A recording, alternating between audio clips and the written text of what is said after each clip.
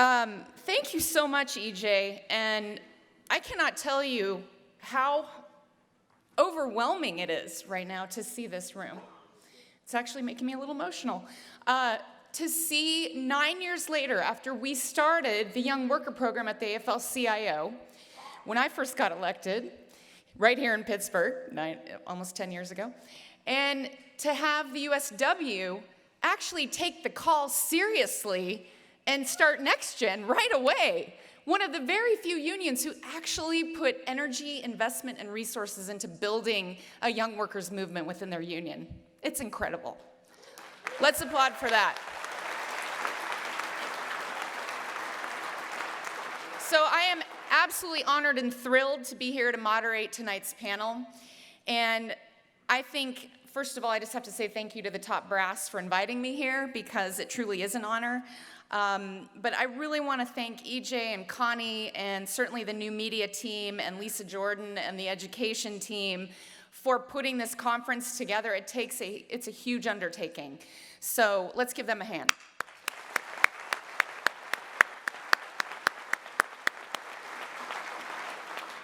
And since I'm the moderator, it's really not about me, but I get to introduce in a moment your panel for this evening. And it truly is an historic moment to have the panel that we're about to hear from, because it is all the top leadership of your union in one place. And they're actually going to be taking questions.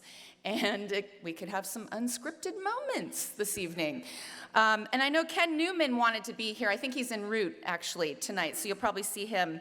But otherwise, you have all of your top officers. It's incredible. I don't think I've ever seen something like this before. So y'all have been hearing about how finally the public is starting to get it, right? About how they see unions and the fact that unions have reached a historic moment in our popularity. A poll just came out. 64% of the public thinks that unions are positive, and this is just incredible. 64% approve of unions. That is a 50-year high, a 50-year high. And I attribute that to young people, because young people get it, right? And there was another poll that came out that, it was the organizing numbers from 2017. 75% of newly organized members were under the age of 35, which is incredible too. But the growth, the activism that we're seeing in the streets, the strikes that we've been seeing just in the last year, the street heat, is all being driven by this sort of sea change that we're seeing out there, and the mobilization of young people and working people in general. And so the future of work is in your hands, as we just heard. And it is changing, it is shifting. And we know that we need to invest in the next generation if the labor movement is not only going to survive, but thrive into the future. So no pressure. It's all on your shoulders. No. But I am so thrilled tonight. I want to invite the panel to come up. I'm going to introduce them once they take their seats. But let's welcome the top brass of the USW to the stage, please. Come on up, folks.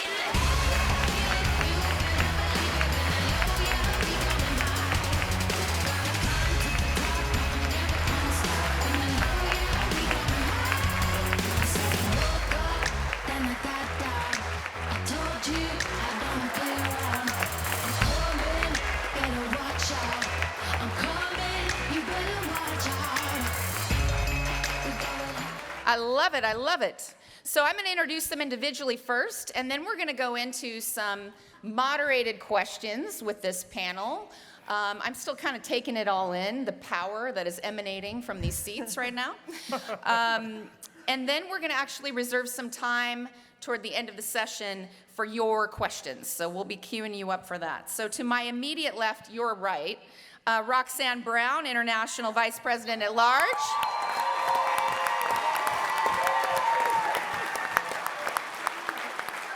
And then we're going to go right on down the line with John Shin, International Secretary Treasurer.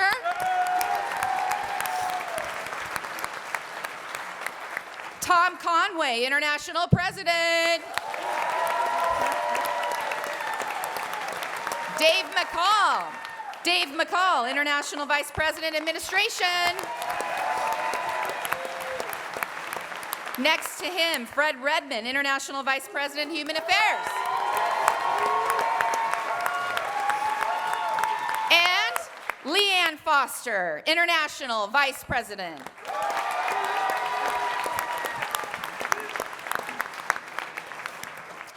All right, that was a lot of energy. Are you feeling it?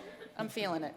So we have the highest ranking leaders here with us in the USW, and they're gonna share their insights, their experiences. 4 of them are new officers, including 2 amazing young women. So I know it's hard to believe, but we all started as young workers. Think back, way back, to your time in the movement, what got you started. We're warming things up here. But I want to start with Tom. I'm trying to picture Tom as a young steelworker. I have a feeling he was a rabble-rouser. So, Tom, can you give us a little insight into yourself as a young, I guess, next-genner, you could say, in the beginning? I grew up in a labor family, so I knew unions a little bit. My dad had run an operating engineers local, and I watched my mom organize a shop. She worked in a shop of women, just minimum wage at the time, it was $4.25, and she organized her shop, and it was something that I got to really watch firsthand, how she did that. Her and the ladies, they made brushes. It was really tough work. So I knew a lot about unions, but I did not know the Steelworkers Union. And I was in school on the GI Bill. I'd come out of the service, and the steel company came out and offered jobs to go to work as a millwright in the plant.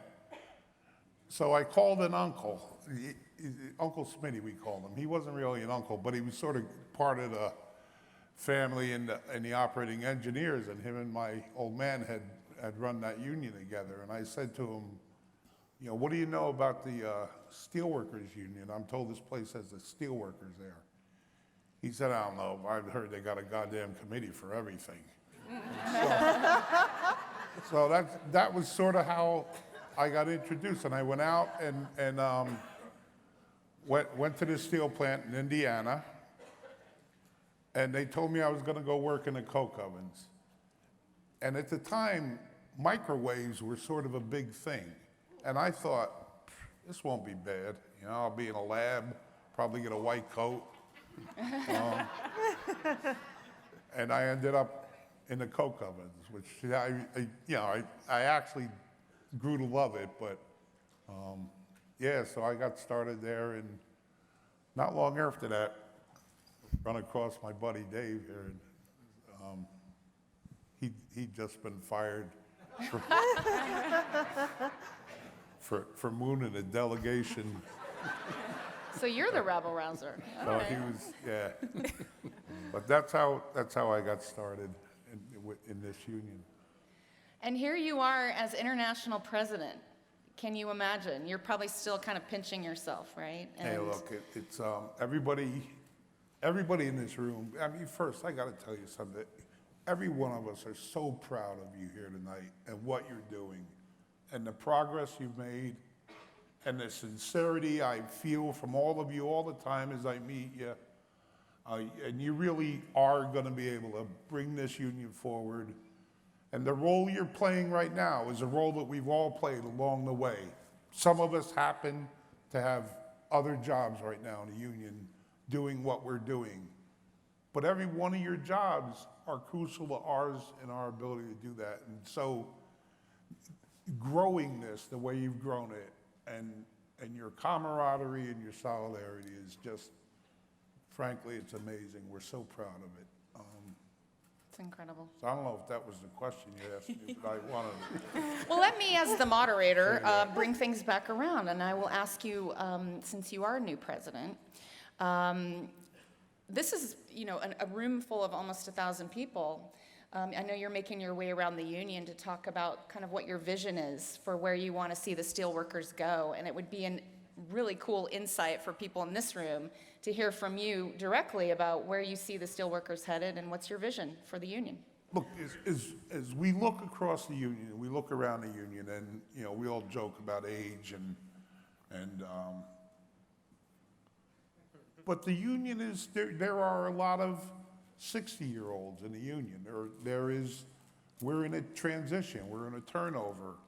And how I see our jobs for the next couple of years, except for these two on the end, are to build a succession plan and to build a bench and to bring along people who we give them an opportunity to step forward in the union, do what you can, and make mistakes and learn from them and grow forward. And this thing that we say about only in the union can you take someone and put them, develop them, train them, give them the skills, and put them across from a company, a multinational company, and they're on equal status. And that opportunity, I think, is, you got to be serious about it. You got to understand it, and you got to go at it with the sort of respect that it deserves. But there is the growth and the potential that each of you have here, if you want to apply yourselves. There is room in this union for everybody to do that at some really meaningful level. And there aren't many places in your life where you can go to a job and you can go to work and really have a difference in what's going on in other people's lives, and being able to help people, and being able to step in a place where some others maybe can't or won't or unwilling or too afraid to speak up for themselves. And you have the ability to step in there and help them and just do good. And a lot of people toil at their jobs and don't have that sort of really kind of awesome opportunity. So you got to take that, and look, you should be ambitious. There's nothing wrong with ambition. You can't be malicious about it, and you can't be out there cutting somebody in the ass to get forward. But you should work at getting forward, and you should work at learning skills, and you should work at mastering those tools. And this union we are preparing to turn it over, and we intend to turn it over to you guys. So that's what it's incredible. And it is so rare to have a leader who is actually open to building the bench, opening up that pipeline to leadership, because often we see leaders who feel a little bit threatened, right? If they're given the keys over to the next generation, and it's like, oh, what are they up to, and how's that going to affect me? And I just want to commend you for this vision, this idea that you have to really opening things up and bringing that bench forward, right?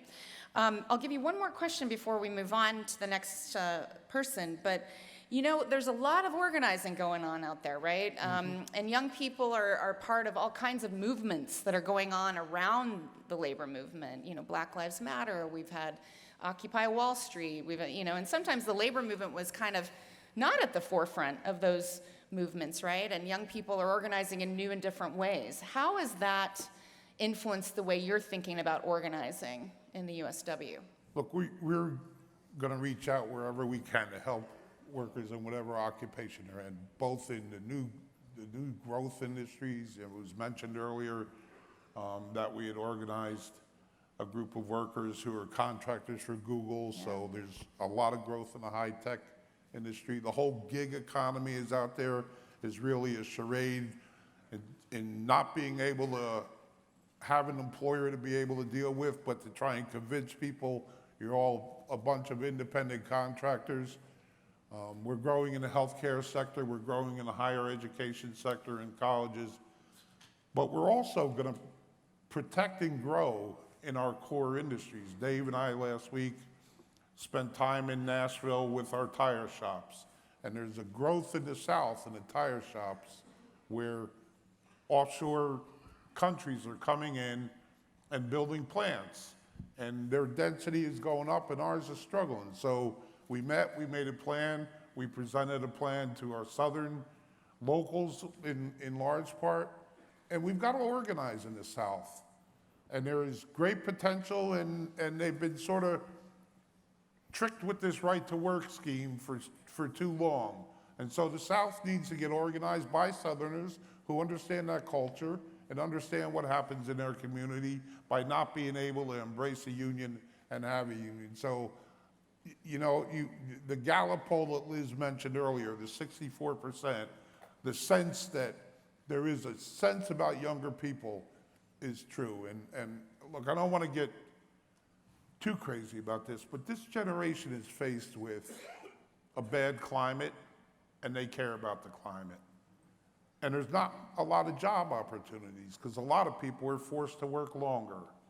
And jobs that they're stepping into, they're carrying a lot of student debt that they spent money to go to school and can't find a job along those lines.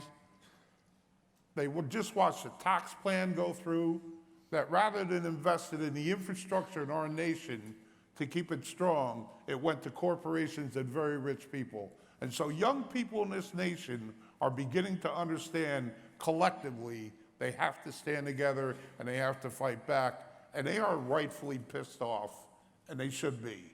And so this is the place to do it. I don't see a lot of help coming from academia. We have a few schools out there that are helping labor. I don't see a lot of help coming from the social justice wing of the church, who could be doing more to help.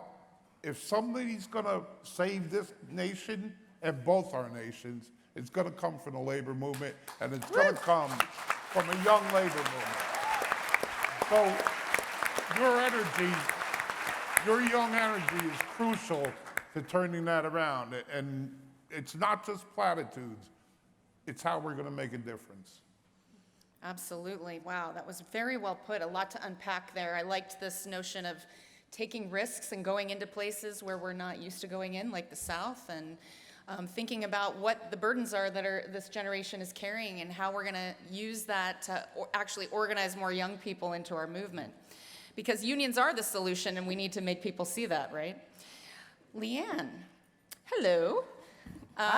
Newly appointed International Vice President in charge of the paper sector, which is actually one of the USW's largest sector. Where's the paper sector? All right. So speaking of having young people involved in the union, I understand you've recently named some next geners actually to your national paper bargaining team, which is huge. And I think one that was actually in the presentation tonight.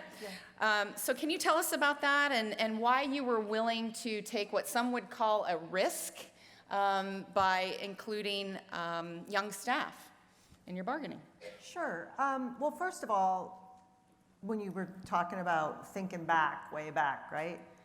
Someone took a risk on me. So when I was 28 years old, Boyd Young, who was the president of our union, I had only been with the union for a year as an attorney, and he asked me to be his executive assistant and help him run the union along with other assistants. And I was, 28 years old, the youngest person to ever have that job, and the only woman to ever have that job. So he took a big risk on me. But I think, as Tom said, it's really important that we build a legacy for the future that can endure. So as leaders, we have to be thinking, 10, 15, 20 years down the line so that we're building expertise and continuing to make the union strong as we move forward. So when I sat down with Tom and we had a lot of discussions about this, I think one of the things that he's challenging us all to do is think about the future. So in building this team, and I don't think it's enough, I think it's great, and I think it's a great thing that we mentor people, but I think we have to make them part of the structure of the union and bring them in.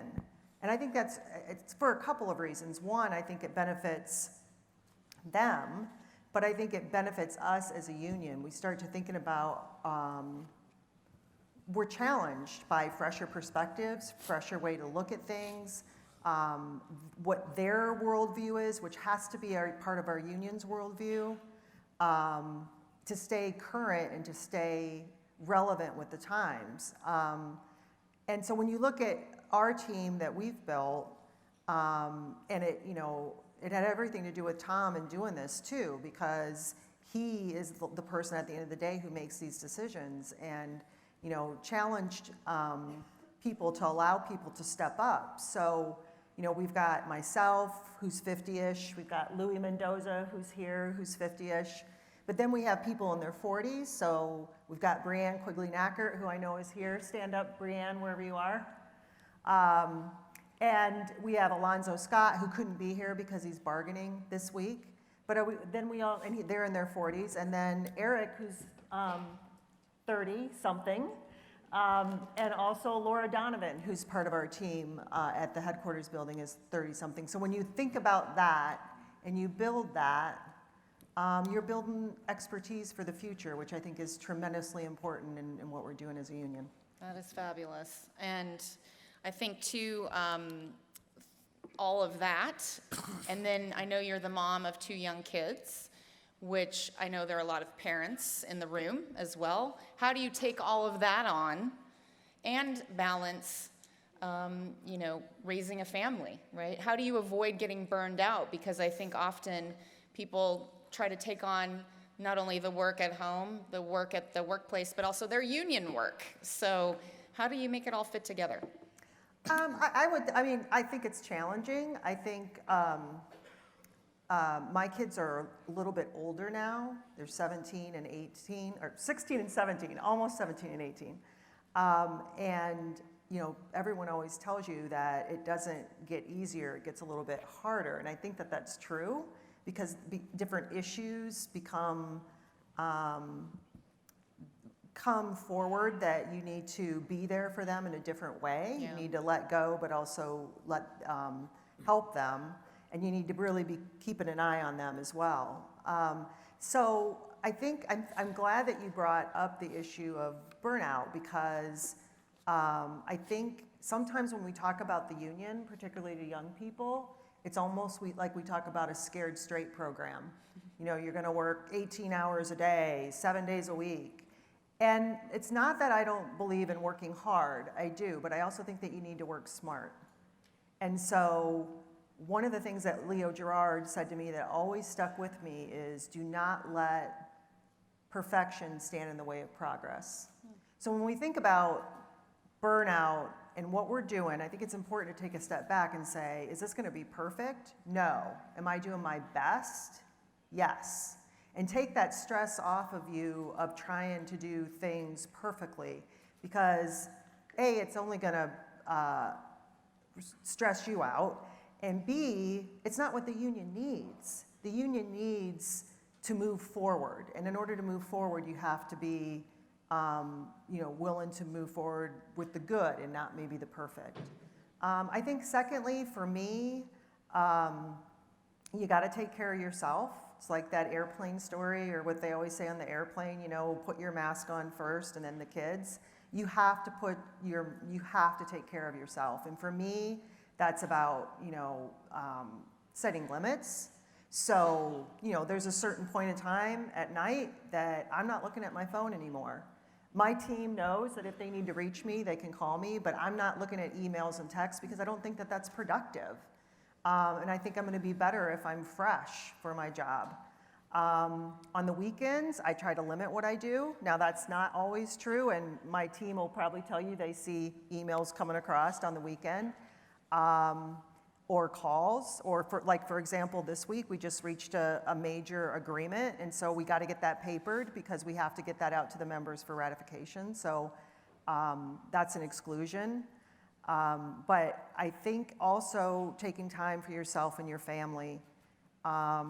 Vacations should be vacations. You shouldn't be doing email on vacations. Wise words. Do not disrupt your vacation. I just think that's a time for you to recharge. And it's also an opportunity for the people that are working around you. So for me, the people that I'm bringing forward to take on that responsibility. And they know I'm there if they need me, but to be able to grow and to move forward. And the last thing I'd say about burnout is I think for me personally, it's important for me to do other things other than the union.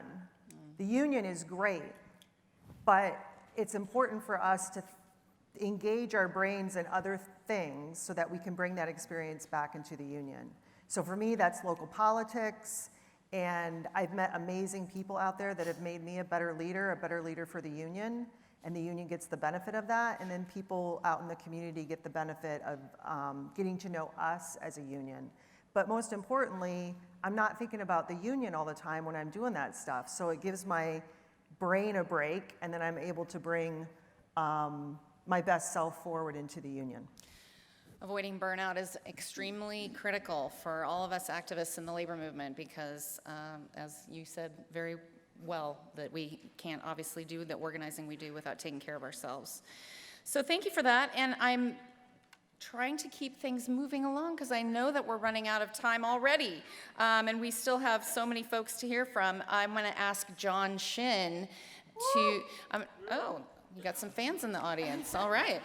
I'm going to ask John both the questions that I wanted to ask John together so that you can kind of spend the time the way you want to spend it. But being in the role of Secretary-Treasurer, I think a lot of people are like, what? What job is that? Secretary, treasurer, what, you know. But basically, you have the pen in your hand and control and are in charge of the financial aspects of the union. A lot of it is the governance pieces that are so important to our institutions. They're kind of boring, but actually keep things very solid and making sure that we have that institution part of our movement strong. And I know your background actually comes from an organizing background, and you have a number of innovative ideas that you've actually put to the test. One thing that I was aware of was the partnership that you had with the IBEW at Tesla, which a lot of people think, oh, Tesla, wow, I didn't realize unions were actually trying to get out and start organizing in new emerging industries like the EV industry. But there's a lot of young people in industries that we don't represent, right? And especially the emerging industries. So how do we reach young people? How do we attract young people to the labor movement who really don't even know what a union is? And then as a follow-on to that, your involvement with the labor movement outside the steelworkers. You've been in leadership with the state AFL-CIO in New York and New Jersey. You've been the president of a Central Labor Council. Can you also tell us a little bit about what it means to be a part of a movement, a labor movement beyond just your union? Sure, and thank you, Liz, and a lot of energy in the room. It's fabulous, quite frankly.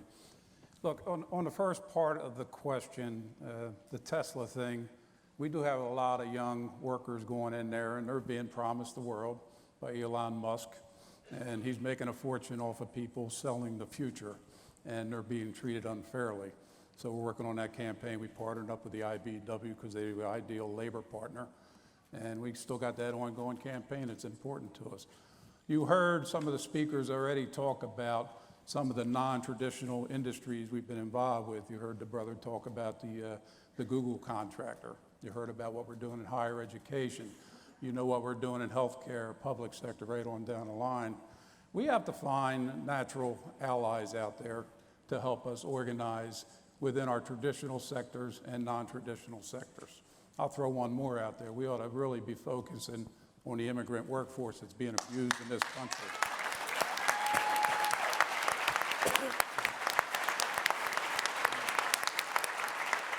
And if you look at these workforces, there are a lot of young people that are trying to provide for their families, and there are allies out there.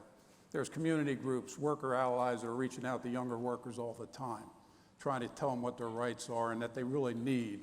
They really want true workplace rights. They need to be involved and join a union. So we got to really exercise our options out there of looking at natural partners out there to do this type of organizing. Yeah, the best advice I can give everybody in the crowd, and I know you're all activists, I know you're all great activists, you wouldn't be here if you weren't. The union doesn't stop and go only inside the workplace.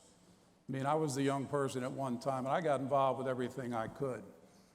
Liz talked about the fact that I sat on 2 state AFL-CIO boards, New Jersey, New York. I'm proud of that, but I'm proud of being a CLC president, Central Labor Council president in New Jersey for about 12, 14 years. I forget which it is at this point. But prior to that, I was officer before that. You need to get involved. Talk to your local leadership, or if you are your local leadership, if you belong to the state AFL-CIO, make sure you're engaging in their conferences and their conventions. More so, look at the CLC. If your local is not participating or paying per capita and not sending delegates to the CLC, I can guarantee you there are a lot of open opportunities to be a delegate to a Central Labor Council or Area Labor Federation, and you expand your knowledge. You can't stop your knowledge inside the union, inside the workplace. As good as we are as a union educating our members, and I think we're outstanding at it, you need to get outside of the steelworker family and be well-rounded as much as possible. So take any advice from me, get involved, be involved. Thank you. Thank you so much. And sometimes those CLC slots go unfilled, so it's a missed opportunity and it's perfect fit for young workers. It's a great suggestion. Dave, we're moving on. You have had a long career in the USW. Obviously, collective bargaining experience is deep. You've fought bankruptcies. What are some of the lessons that you've learned over the course of those fights, and giving advice again to the folks in the crowd saying, you know, if you had it to do over again, what would you do differently, or what are some of the lessons learned? I think probably the most important thing that we can bring to the collective bargaining table is making sure that our members are standing with us. That means communicating with our members, listening to our members, making sure that they know what the issues are, what the challenges are, and then together make plans, make strategies, and be prepared for an onslaught of BS from the companies, because that's what we get.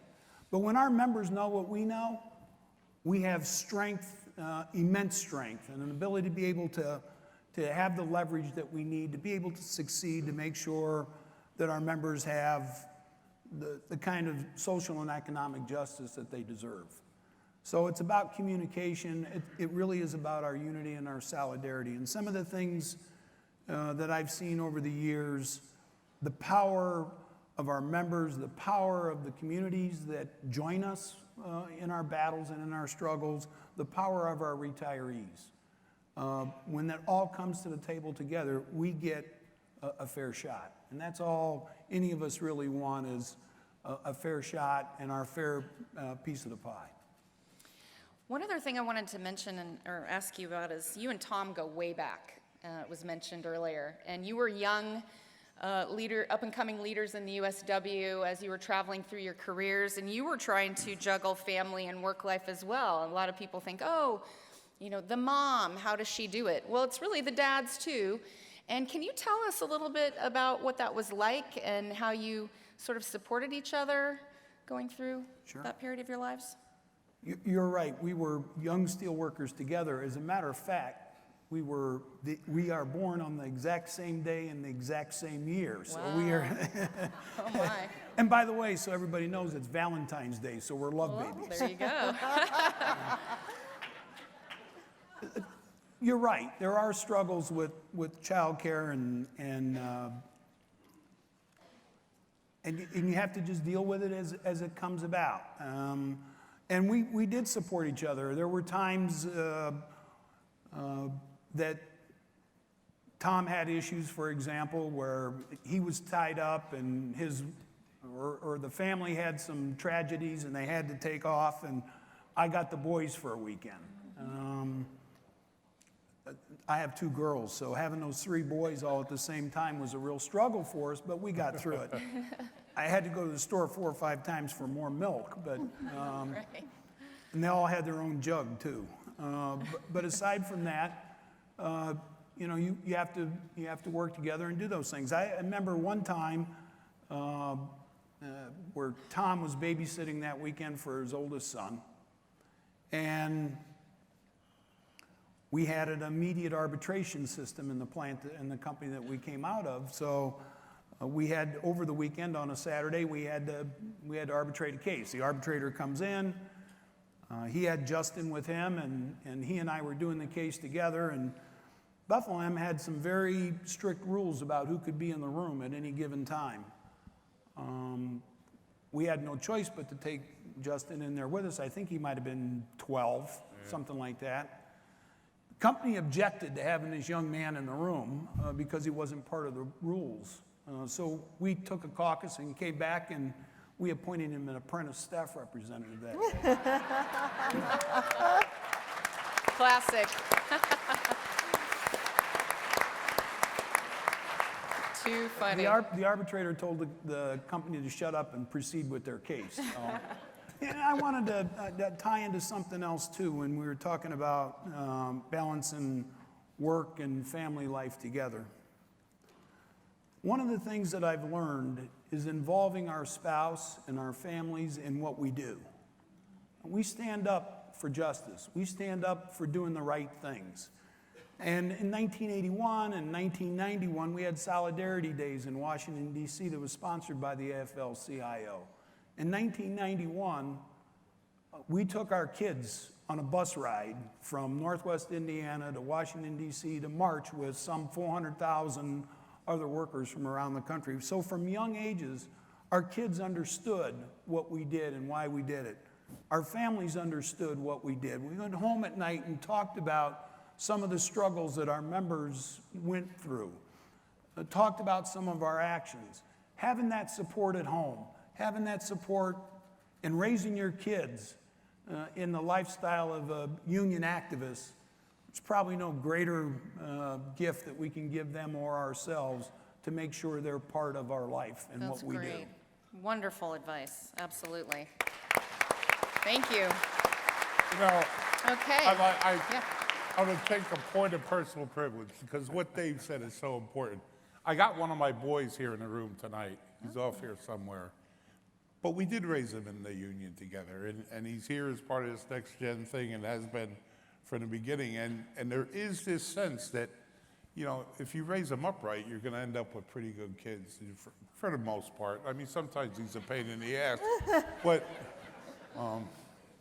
it's kind of neat to be here and know that they're in the room with you. And being able to lean on each other and that notion of solidarity, not just being Yeah. at work, right? Right. It's actually with your families and at home. That's fantastic. All right, Fred, you've been so patient. I cannot tell you, okay. More fan club, more Fred fan club in the audience. So you have really put the union at the center in terms of community engagement. You are leading in so many capacities, our constituency group leadership with the AFL-CIO, obviously the table you've built here in Pittsburgh with partners and allies. And as we think about all the different generations we have in the workforce, I think it's, you know, millennials, obviously. We've got Gen Y, Gen Z. I don't know if it's Gen I. It's going to be increasingly diverse, and we're managing a lot to keep all of these generations, you know, in the workplace together, right? So what are you doing or thinking about in terms of preparing the union for these shifts? And how is the USW actually showing them that the union is relevant to their lives? Well, thanks for that, Liz. First of all, for me, I've been fortunate in my union career to work with great leaders like Leo Gerard and Tom Conway and my colleague officers, Dave, Leanne, Rox, and John, and other people who brought me along. And as my belief is grounded, knowing the fact that the two most important tables that organized labor must have a seat is collective bargaining and politics. But I'm also believe that if those are the only two tables where we show up, we're dead. You know, and I'm grounded in the belief in 1961, Martin Luther King gave a speech at the AFL-CIO convention. And Dr. King said that the two greatest movements for social justice in this country are the civil rights movement and the labor movement. And Dr. King went on to talk about if those two movements can come together for a common cause, how we can change the conditions in this country. And I believe that. And as you know, we got some great minds, people like Leo and Tom and Dave, and that literally saved the industrial manufacturing base in this country. And while they were doing that, I went to Leo. I talked to people like Tom and said, you know, Vice President of Human Affairs, you know, we need to expand the table. And Liz, I got to give you credit because I sat throughout the whole conference. I think it was 2010, your Next Generation Conference. And I came back and said, Leo, we got to do this. You know, and Leo agreed. We had a board that was fully supportive, and we formed our Next Gen. But you know, we have to be inclusive if we're going to grow this movement to attract people to this movement. Some of the things, I think everything that we do in this union is grounded in our education program. That's our base. And our 4-year education program is geared toward younger workers, making them fully rounded in issues of leadership. We built upon that. We took the best of the best and formed what we call our Lynn Williams Scholarship. And, you know, beyond that, you know, we've built in this city a program called Breaking the Chains of Poverty, and we shifted our focus from, you know, community to reentry, where we actually, it's a partnership between A. Philip Randolph and the Steelworkers Union, where we're taking people who reenter into society from the penitentiaries, and we're making them, turning them into productive citizens with a workforce development program with a 64% placement rating. Wow. Because of the partnerships we've been able to have with the building trades and with steelworkers employers. So, you know, this is the stuff I think that it takes to grow the labor movement. We're highlighting the great work that our young people do because we've embraced. We're the only labor union that's part of the National Jefferson Awards. And that's a credit to our union for recognizing the work that our young people do in the communities where we live and work. And I'm so proud. I am so proud of our union because this year we formed the LGBTQ plus advisory committee to work with our Civil and Human Rights Department to help us understand the challenges of one of the growing groups in our union, the LGBTQ community. And that says a lot for our union, to be able to brace, you know, those sort of issues. And it's those sort of things that make, it's that sort of awareness that in order to grow the union, we got to be responsive to the needs of the communities where we live and work, that I think is going to help us grow the union. And as Tom stated more articulately than I can, is that there's space, there's room in this union for anybody who want to get involved, and we've proven that. I look out here at Dave Wazara and Teresa Hartley, 2 of our original Young Next Gen members are now assistant to directors in their district with opportunity to move all the way up in leadership within our union, within their districts. We can't be so proud as them. And then when I look at Leanne and Roxanne and people like Kim Miller and Connie Maben, and just numerous people in our union who's been given the opportunities because, you know, our position is we leave nobody behind. So I think we're well positioned. I think we're the union of inclusion.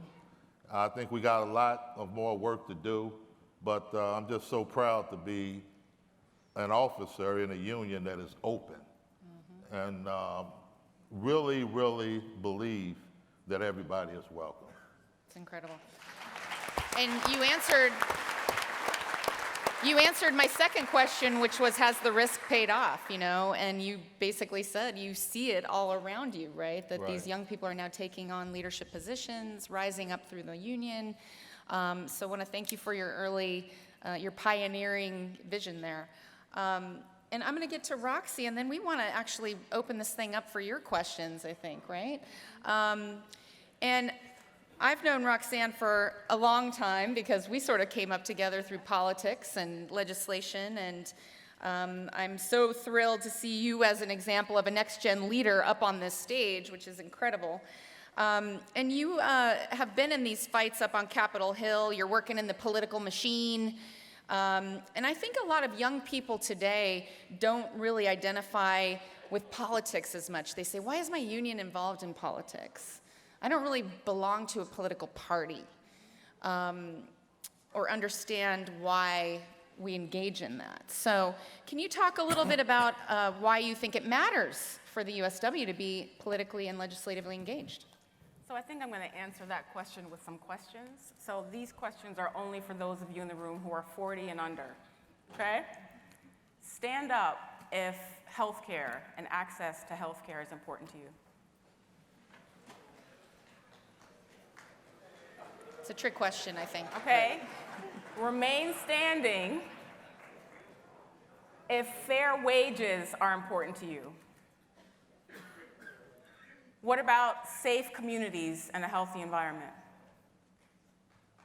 Do you want to retire? Is retirement security retirement security important to you? All of you standing is why we fight. This is why our union engages in politics and in legislation. Tom said this earlier, there's a power in this room. All of us feel it. There is power in this room, and it's coming from all of you. This right here is why we fight. This poster behind me is Amanda, Sister Amanda, who we met earlier, and it says empowered. That face she's making, when I'm on Capitol Hill, when JP's on Capitol Hill, that's the face I have in the back of my mind that all you guys who are standing are making, empowering me, empowering JP to be your voices as we fight these fights that I just talked about, and some that we haven't even mentioned yet. This is why we fight. If we do not engage, Fred talked about those two tables, politics being one of the most crucial and critical. The fights you all have at the bargaining table, you lose. So when you are at the bargaining table and you are kicking the company in the ass because they're trying to, decrease your health benefits, or they want to give you a 65-cent wage increase, you think of your brothers and sisters right here. You think of Amanda screaming like she's crazy in the back of me right here. I know. And you remember that this is why we fight. We are a fighting union. Yes. Woo! Right?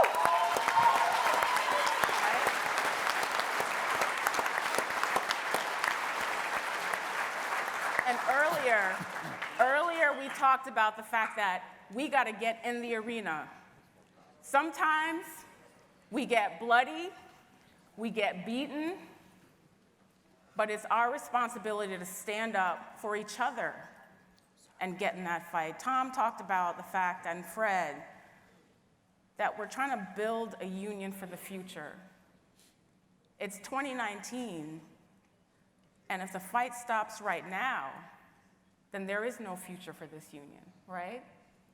So we're relying on all of us, on each other, to make sure that 40 years from now, this union is still here, and we're still in the arena, and we're still fighting for what we know is so important for our survival. So this is why we fight.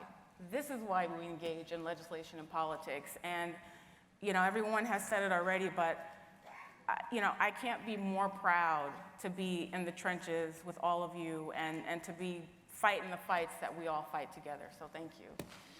And I've seen her on Capitol Hill in some of those U.S. senators' offices talking about trade and trade policy, and the expertise in her brain is incredible. And so I want to thank you on behalf of the labor movement, for being up there for all of us. And politics is actually a good path in some ways for young people to get active in their union, right? Don't just go to the phone bank, run the phone bank. Don't just go out canvassing, run the canvass, right? So these are ways that we build up our expertise.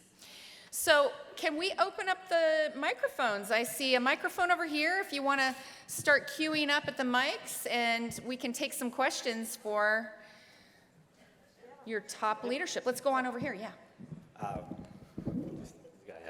Good evening, everybody. My name is Arturo, organizer for District 4. I just first want to say thank you to the leadership. I truly believe you are some of the most progressive leaders that we have in the labor movement and are visionaries. And I also feel that when we have leaders like you is when we as members have to make sure to hold you accountable and don't ask questions but make demands. So I'm here making a demand on behalf of the immigrant community, and so thank you, John, for bringing them up, because I've seen how our union has interpreters in bargaining. I've seen how we're trying to diversify the staff that we have, but like the sister just mentioned, it's 2019, and people that don't speak English don't have a number that they can dial so they can place a complaint within their union. We take care of the language when we need their votes, but we have a long way for equity and equitable representation of the immigrant community. We represent thousands of members in Puerto Rico.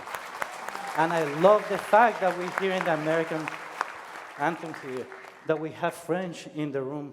Where is the Spanish? Where are the other languages? And so I am asking you and I am begging you to have a DFR. Make sure that people that don't have a voice within their union. Thank you. Thank you, brother. Any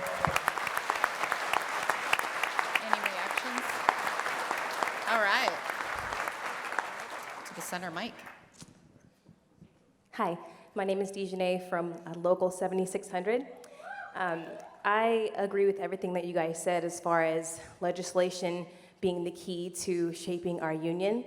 I serve on our political committee for our local and also at the Labor Council, and it has been such an enlightening experience being able to move bad politicians out of office, placing great ones in, and also asking them really hard questions when we know that they're lying, and it's so much fun. But I've had a really good experience over the past year and a half engaging with our local and our Central Labor Council. It's been a blessing to learn from so many people. But for those that actually want to engage in politics when they go home and speak to their representatives, sometimes those meetings can be intimidating or you don't know what to say. So what advice would you give to a first-timer going out there engaging with their rep to properly articulate their vision of the union?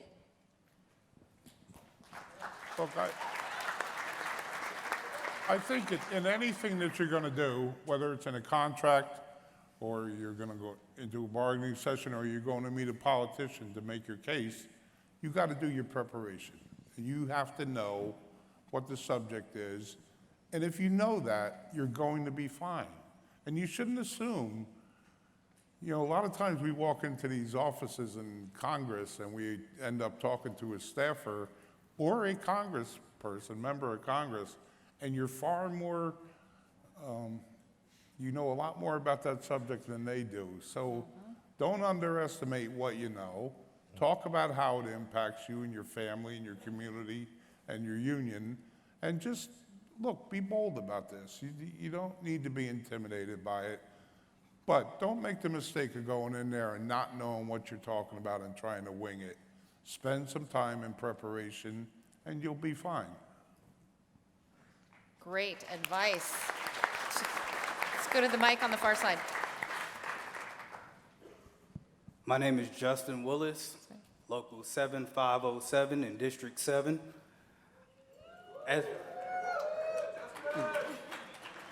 As of recent, I was able to run for local politics. I was successful in that. And I want to know, what is the resources that my union is able to offer, not only me for when I go for higher office, other members also. Congratulations. You just won your race. Any reactions Listen, from the panel? I think in the last election, last Tuesday night, over 400 trade unionists won elections across the country. So congratulations, brother.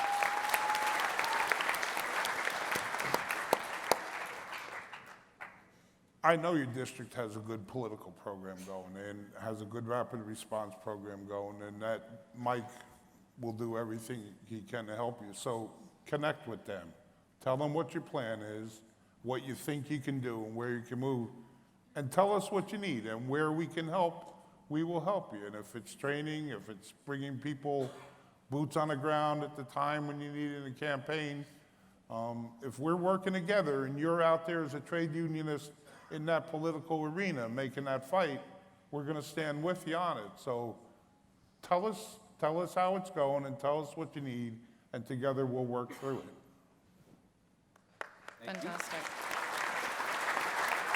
I'm told we have time for 2 more questions. We'll take one from each mic. Thank you. My name is Kayla. I'm from Local 6135 from Puerto Rico. We belong to District 4. Thank you. Where's she from? Thank you for the support, brothers and sisters. So as Arturo said, you know, we are part of the union in Puerto Rico. Many of you may not know that Puerto Rico is a territory of the United States. We are all United States citizens. We belong to, but we are not part of the United States. So my question to you all would be, what is the United Steelworkers going to do to support your members, to support the workers in Puerto Rico? We have been going through a recession since 2006. The government is legally bankrupt. Young people are leaving the island in staggering numbers. And as you know, new leadership that you are, I would like to remind you that there is a standing motion that was made last year in the Women of Steel International Conference to play the Puerto Rican anthem at United Steelworkers conference and activities to, you know, recognize us and make us believe and feel that we are part of the United Steelworkers also.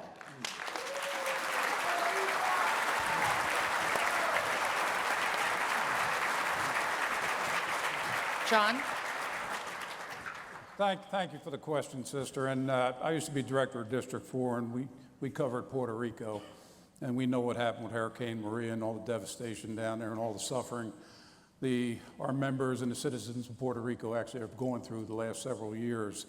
Look, our union has put multiple resources into Puerto Rico for our members and for the community as a whole. We do training for our members in the areas of safety and health, shop stewards training, negotiations. But more importantly, after the storm damage, we sent our steelworker emergency response trainers down, special emergency response trainers down to keep the community as safe as possible at that time from all the devastation and all the tearing out all the old housing, the mold remediation and everything like that. Politically, we're willing to stand up on Capitol Hill anytime we need to support to really point out what's being done is totally wrong to the citizens of Puerto Rico. It's unfair, it's totally ridiculous at this point in time, and we'll be on Capitol Hill with you.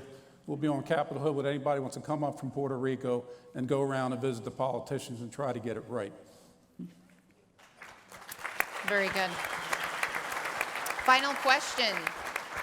Hi, my name is Mike. I'm with District 11, Local 2002. I want to extend my thanks for 2 things. First, for bringing up immigrants. I'm the son of an immigrant. My mother came here in 1993 from Guatemala. And also to thank you for being here. Super appreciate it. My question is, one of the things that I came across in my union was I'm very young compared to everybody else. There's about a 10-year age gap between myself and the next youngest. And among some of the older members, I've noticed there's sort of a disconnect in the understanding of some of the issues that younger members face: climate, student debt, LGBT, things of that nature. What would be your advice in sort of what can I do, what can other members do to kind of help the older generation understand what the younger generation is facing? Thank you. It's, Good question. It's not easy, generational things, and it's particularly tough when you go into a shop and you have a bunch of older guys who think, you know, they know everything. Us here, we're pretty woke. We're pretty woke. But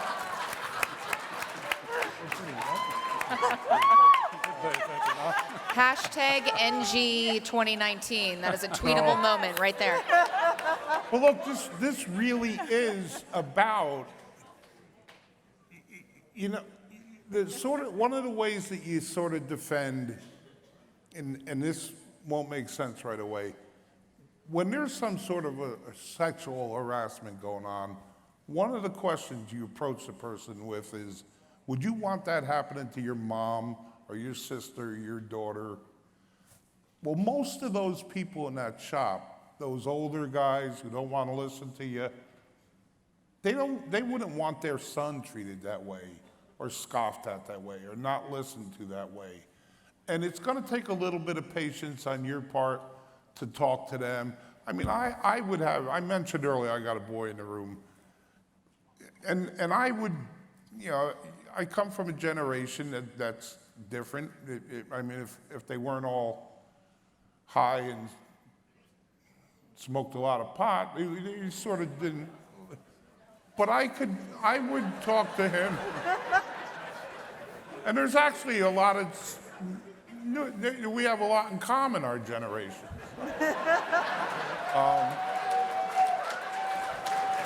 But there would be opinions, I would have opinions that they thought was like asinine. And I can remember sitting with them one night, and we would talk about all things, and one of them said to me, what do you give a shit about that?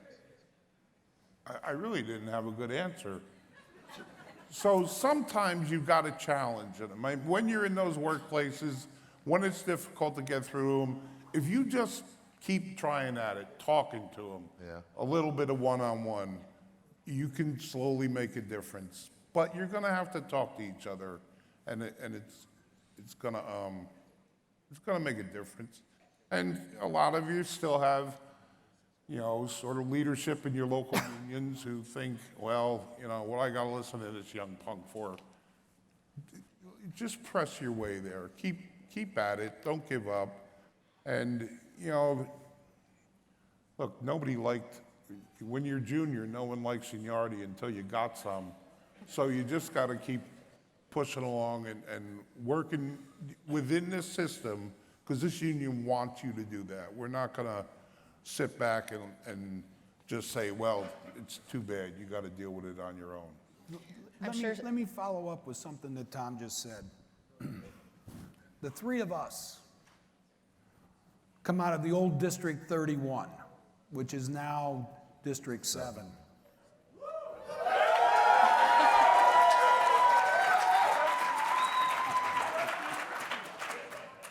There was a day when the international leadership, the international officers, and some of the district directors called us a bunch of radicals, and we ought to go away.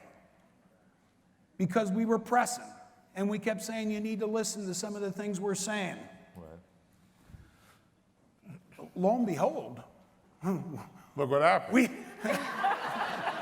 We kept chasing the truck and the car, and we caught the damn thing. And they would shut the microphone off on us. Like if we got up here and, like you guys did tonight, asked a question, and like they'd shut the damn microphone off.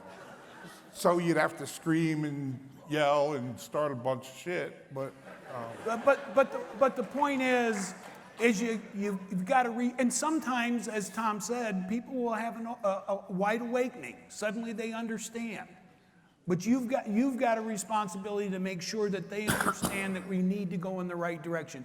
We have to communicate. It's where our power comes from, all of us together. It's how we succeed in social and economic justice. So keep up the good fight and don't give up. I have a feeling every panelist will want to weigh in on this question, but I know John has his hand up. Yeah. Yeah, that's such a good question. Look, we have a generational change in people coming to work now. We talk about work changing and work-life balance and things like that. And I've been part of a lot of these conversations at union meetings and doing plant tours and everything else. And I've heard what you all have heard. Well, the next generation, they don't want to work as hard. They don't get it. They're always on their phone and everything else.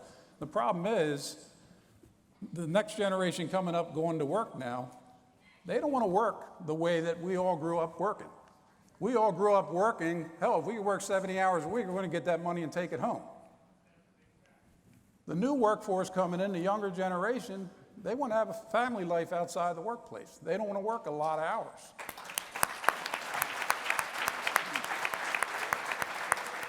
So when Liz asked that question earlier, how do we get involved and convince young workers it's time to organize? We got to take time and listen.